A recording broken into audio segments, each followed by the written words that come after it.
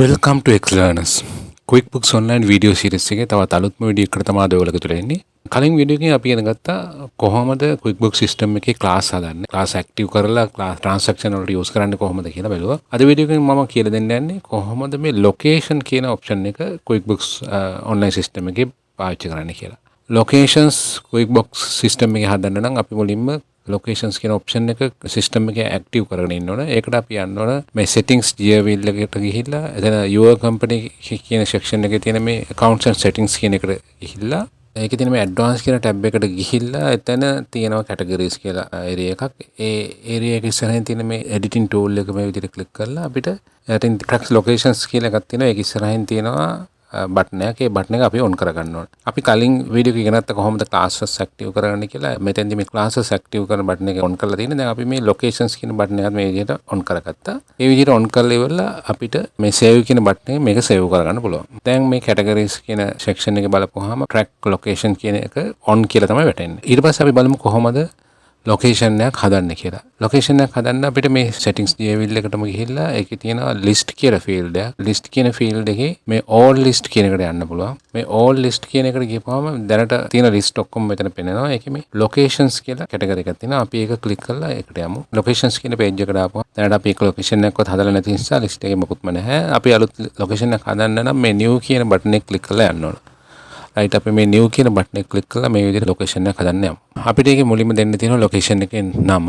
අපි කලින් වීඩියෝ එකෙන් කතා කරේ එකම company එකේ section කීපයක් තියෙනවා නම් අපිට වට වෙන වෙනම classes හදන්න පුළුවන් කියලා. අපි electrical, furniture and toys කියලා classes තුනක් create කරා. අපි දැන් මේකෙදි හිතමු උදාහරණයක් විදිහට ඒ company branches තියෙනවා ලංකාවේ එක එක areas වල. අපි හිතමු කොළඹ තියෙනවා, කැන්ඩි තියෙනවා, කඩවත තියෙනවා. ඒ විදිහට තලා අපි locations කීපයක් මේ විදිහට හදමු. අපි පළවෙනි location එක කොළඹ කියලා හදමු. මම location name විදිහට කොළඹ කියලා දුන්නා. ඊට පස්සේ තියෙනවා මේ විදිහ tick කරන options වගේ. පළවෙනි එක is sub locations කියලා. මේක sub location එකක්ද නැත්නම් මේක ප්‍රධාන location එකක්ද කියලා අහනවා. මේක sub location එකක් නම් අපිට මේක tick කරලා parent location එක දෙන්න පුළුවන්. මෙතෙන්දි මම ඒක tick කරන්නේ නැහැ. ඊට පස්සේ this location has different title for sales form. sales form එකට different titles තියෙනවා. සාමාන්‍යයෙන් company එකම නමක් තිබ්බට location එක අනුව නම වෙනස් වෙනවාද කියලා. මේ location එකේදී company නම එකක්, candy වලදී තව නමක් ඒ විදිහට වෙනස් වෙනවාද කියලා අහනවා company නම. අපි මේක tick කරොත් අපිට මෙතෙන්දී මේ කොළඹ කියන location එකට එන්න නම මෙතෙන්දී දෙන්න පුළුවන්. අපි ඒකට XYX Holding කොළඹ කියලා දෙමු. right ඊළඟට තියෙනවා this location has a different company name when communicating with customers. එක එක location වලදී company customers ලත් එක්ක deal කරන customers ලත් එක්ක communicate කරනකොට company name එක වෙනස් වෙනවද කියලා අහනවා. ඒ කියන්නේ කොළඹ තියෙන company name එක එකක්, කැන්ඩි වල තියෙන company name එක එකක්. ඒ විදිහට නම වෙනස් වෙනවද කියලා අහනවා. අපි ඒකත් ටික් කරමු. ඒකෙදිත් අපිට මේ location එකට අදාළ විදිහට company නම දෙන්න වෙනවා. අපි මේ company name එකම දෙමු. right මම මේක copy කරලා මෙතන paste කරගන්න. ඊට පස්සේ අහනවා this location has a different address where customers contact me or send payment. ඒ කියන්නේ මේ location එකට different address එකක් තියෙනවා. ඒ කියන්නේ customers ලට invoice එකක් දැම්මොත් ඒ invoice එකේ PON එක හරියි ඒකට මේල් එකක් දැම්මොත් ඒ මේල් එකේ ඇඩ්‍රස් එක දානකොට මේ ලොකේෂන් එකට වෙනම ඇඩ්‍රස් එකක් තියෙනවද කියලා අහනවා. හරි. අපි ඒකත් ටික් කරමු. එතකොට මේ විදිහේ ෆීල්ඩ් එකක් කරනවා. මෙතෙන්දී අපි දෙන්න ඕන මේ ලොකේෂන් එකේ ඇඩ්‍රස් එක. අපි දෙමු. දැන් මෙතෙන්දී නම් මේ කම්පැනි ක්‍රියේට් කරනකොට දාපු ඇඩ්‍රස් එක තියෙන එක කොළඹ ඇඩ්‍රස් එකක්. අපි මේක මේ විදිහටම තියමු. ඒ කියන්නේ මොකද මේක කොළඹ බ්‍රාන්ච් එක නිසා. මේක මේ විදිහටම තියලා අපි ඊළඟ ඔප්ෂන් එකට යමු. This location has a different email address for communicating with customers. වෙනම email එකක් තියෙනවද කියලා අහනවා. මේ බ්‍රාන්ච් එකට customers ලත් එක්ක ඩීල් කරද්දී අපි ඒකත් ටික් කරලා මෙතෙන්ට අදාළ email address එක අපිට මෙතෙන්දී දෙන්න පුළුවන්. මම මෙතෙන්දී මේ තියෙන email එකම තියන්නම් මේක ක්‍රියේට් කරලා දාපු එක නිසා. ඊට පස්සේ අන්තිම ඔප්ෂන් එක this location has a different phone number where customer phone me. මේ location එකට වෙනම phone number එකක් තියනවාද කියලා අහනවා. right ඒකටත් අපි මේ location එකට තියෙන වෙනම number එකක් තියෙනවනේ ඒකේ මේ විදිහට මෙතනින් add කරන්න පුළුවන්. right මම මේ තියෙන number එක මෙහෙම තියන්න. මේ විදිහේ options ටිකක් තියෙනවා මේකෙදි tick කරන්න. මේ හැම location එකටම මේවා පොදුයි නම් අපිට මේවා වෙනස් කරන්න අවශ්‍ය නැහැ.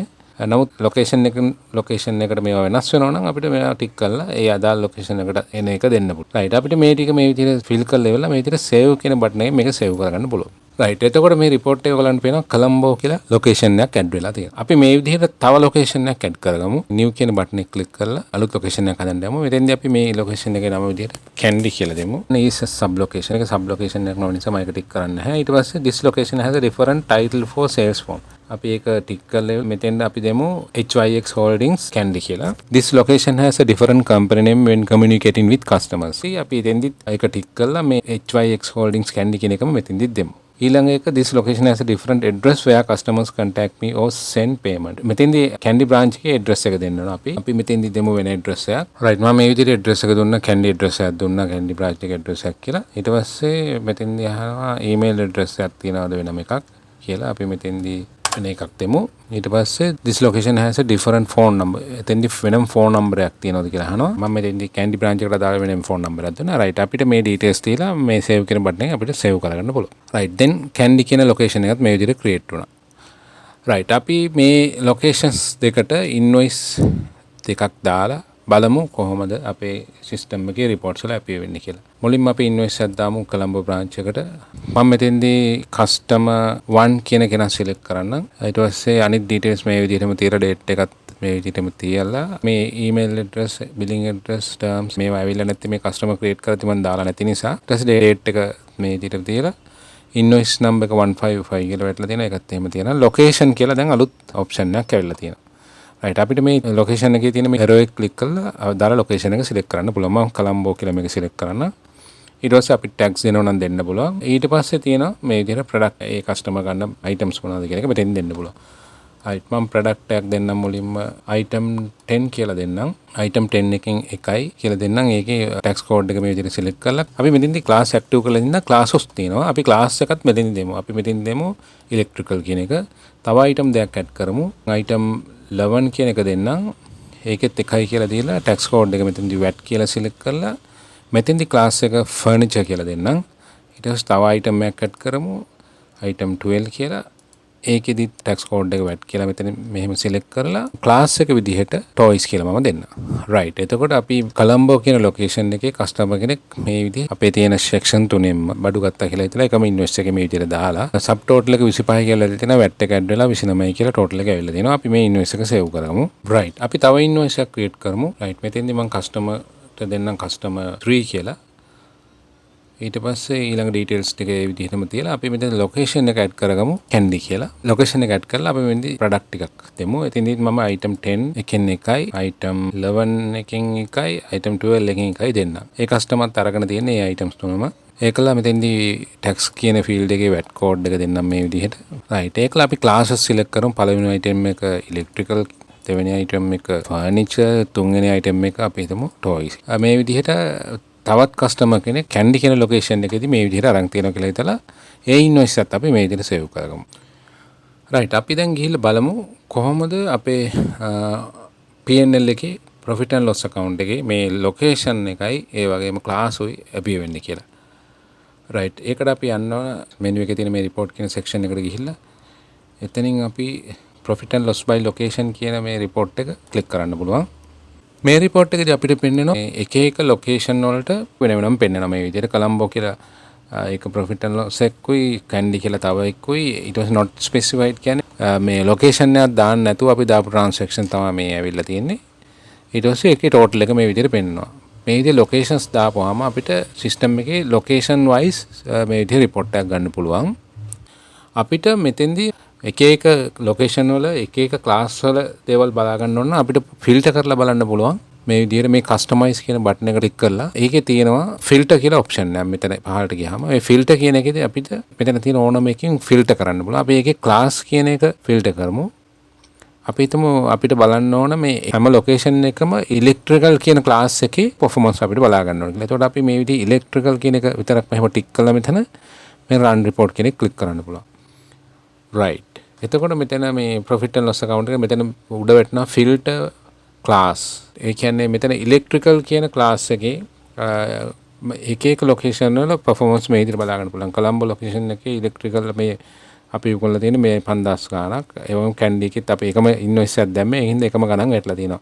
මේ එක එක location වල electrical කියන class එකේ performance report එක කියන්නේ profit and loss account එක තමයි මේ වැටලා තියෙන්නේ. ඒ විදිහට අපිට මෙතන customize කියන button එකෙන් අපිට අවශ්‍ය දේවල් මේ විදිහට filter කරලා බලා ගන්න ඕනේ. right. ඒ විදිහට අපිට locations හදන්න පුළුවන් system එකේ. ඒ වගේම transaction එක එක locations වලට enter කරලා අපිට profit and loss account එකේ ඒ විදිහේ location එකට බලන්න පුළුවන්. QuickBooks online system එකේ locations හදන්නේ කොහොමද කියලා අපි මේ වීඩියෝ එකෙන් බැලුවා. ඒ වගේම මේ locations වලට එක transactions දාලා ඒවා reports වල appear වෙන්නේ කොහොමද කියලාත් අපි බැලුවා. මම හිතනවා මේ වීඩියෝ එක ඔයාලට තේරෙන්නේ නැති කියලා. මේ සම්බන්ධ මොනවා හරි issue එකක් තියෙනවා නම් comment එකේ දාන්න. ඒ වගේම වීඩියෝ එක හොඳයි කියලා තියෙනවා නම් like එකක් දෙන්න, subscribe කරන්න, ඒ වගේම share කරන්න අනිත් අයටත් බලන්න. තවත් වීඩියෝ එකකින් ඉක්මනටම ඔයගොල්ලන් හම්බ වෙන්නම්. සුබ දවසක් හැමෝටම.